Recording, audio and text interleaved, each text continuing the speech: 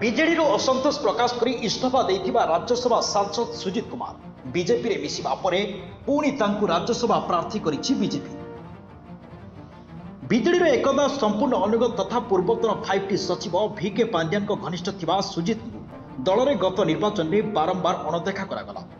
ଜିଲ୍ଲାର କିଛି ନେତା ତାଙ୍କ ନାଁରେ ଅପପ୍ରଚାର କରି ଦଳର ସୁପ୍ରିମୋଙ୍କୁ ଅଭିଯୋଗ କରିବା ଏବଂ ଜିଲ୍ଲାର ଦଳରେ ଦୁର୍ନୀତି ବଢ଼ିବାରୁ ସେ ଇସ୍ତଫା ଦେଇଥିବା କହିଥିଲେ।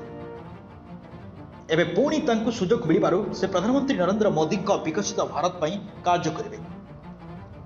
ଆହୁରି 1.5 ବର୍ଷ କାର୍ଯ୍ୟକାଳ ଭିତରେ କଳାହାଣ୍ଡି ତଥା ରାଜ୍ୟର ବିକାଶର ପ୍ରସଙ୍ଗ ସଂସଦରେ ଉଠାଇବେ ବୋଲି ସେ କହିଛନ୍ତି।